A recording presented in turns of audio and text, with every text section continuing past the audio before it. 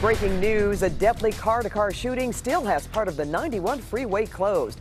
The investigation completely shut down the freeway during rush hour. And CBS 2's Stacey Butler is live tonight from Cerritos near the Artesia Boulevard exit where the shooting happened. Stacey. Pat, it has been hours and you can see behind me eastbound moving along, but westbound still shut down. All of this after one man was shot and killed right here on the freeway. I don't understand it. It's never been this traffic before. What happened? Car-to-car shooting. Oh, Jesus. Oh, okay, I'll be careful. Strong reaction tonight from frustrated drivers diverted from the westbound 91 freeway. Hope they open the freeway. Like right now. As police try to figure out who would shoot the driver of this 2018 Nissan, killing him as he drove westbound on the 91 around 4:25 today. Another driver saw the whole thing and called 911. She saw gunshots being fired from an unknown direction. CHP officers confirmed the driver of the white Nissan was a 25-year-old Los Angeles man. Witnesses say someone in a green Acura fired the shots. There were no reports of road rage involving the two cars before the shooting. Now investigators want to know who would kill the driver and why. Other drivers just want to get through their Friday night commute. I don't even know what's going on. Car-to-car shooting. Oh, no. Oh, wow. Now, investigators say that they found one bullet. It went through the man's back window. It shattered it, also hit his side back door. The driver who did the shooting apparently drove away in a green Acura. That was the witness's report. If you have any information, CHP in Santa Fe Springs would like to hear from you. That's the latest from Cerritos. Pat, back to you. All right, thanks for that, Stacey. A panicked pregnant woman sobs after ICE agents detained her husband on their way to the hospital for a C-section. CBS 2's Chris Holmstrom is live in San Bernardino where he talked to the mother. Chris? Pat, this mother is just heartbroken, and honestly, she doesn't even really know what to do. I mean, she just had a baby, and now she has to worry about her husband.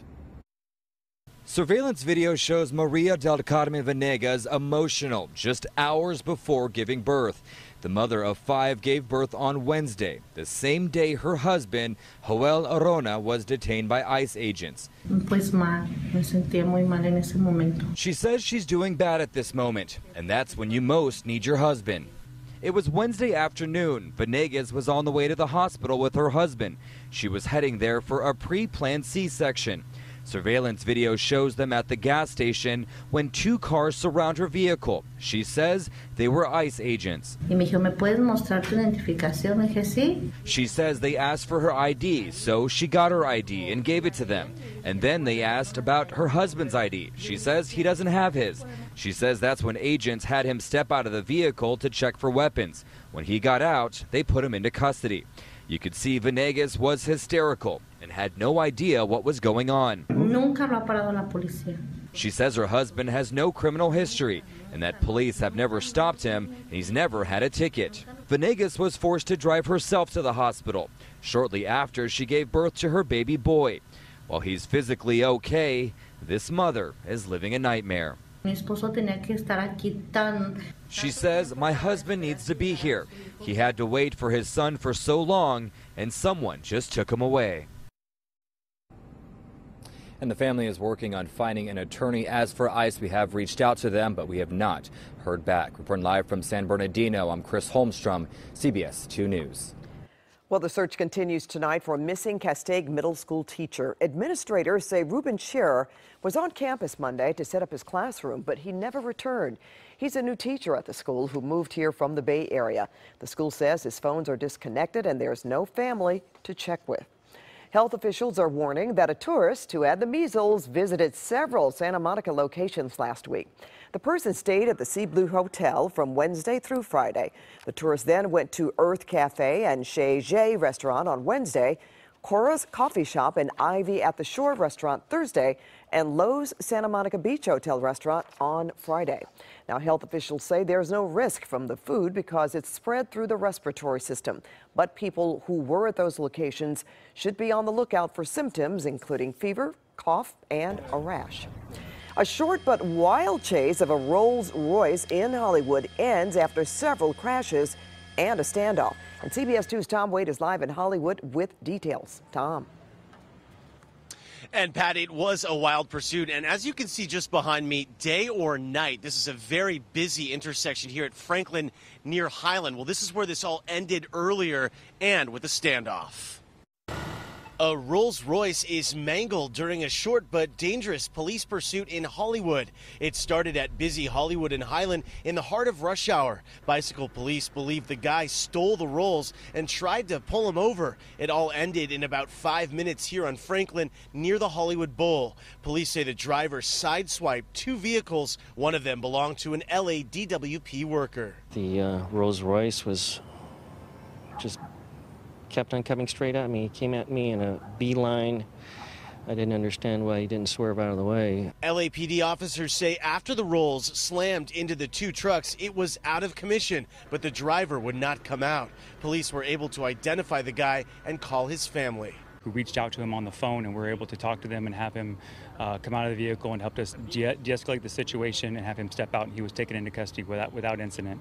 One man streamed the standoff live on social media. As for who owns the Rolls, police were not sure. We contacted the dealership. They told us they sold the car 2 weeks ago, but would not say who bought it. And as you saw in the video, there were two cars that were sideswiped, no serious injuries. Reporting live in Hollywood, I'm Tom Waite, CBS 2 News. Aretha Franklin's granddaughter has posted a video showing the Queen of Soul playing the piano and singing at home just 5 months ago.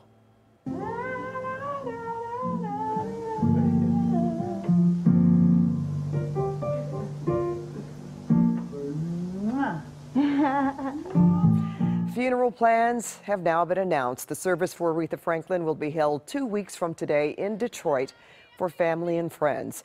There will be a public viewing August 28th and one August 29th, also in Detroit.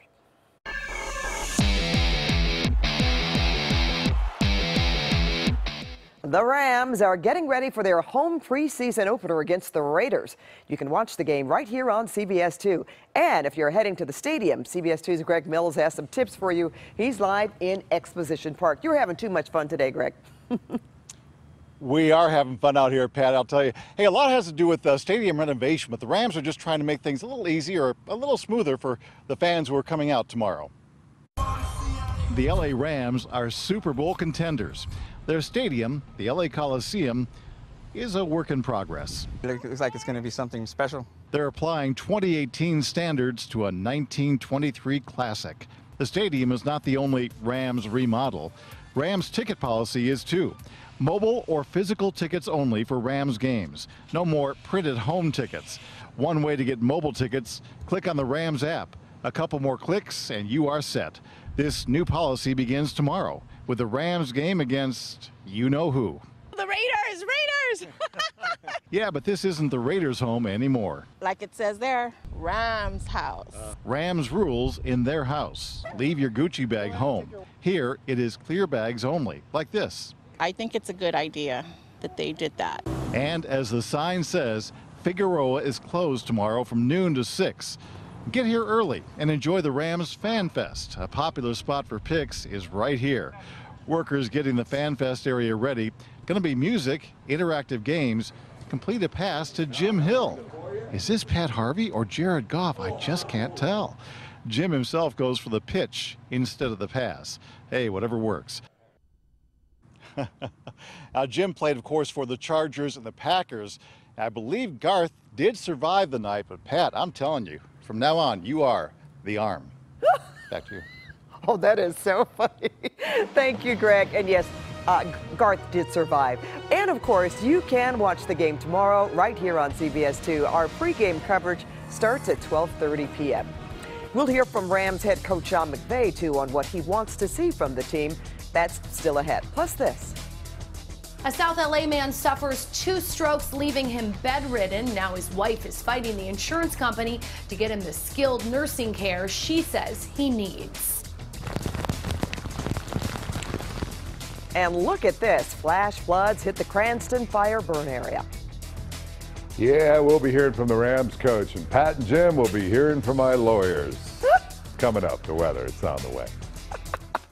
And here's a look at the guests tonight on The Late Show with Stephen Colbert.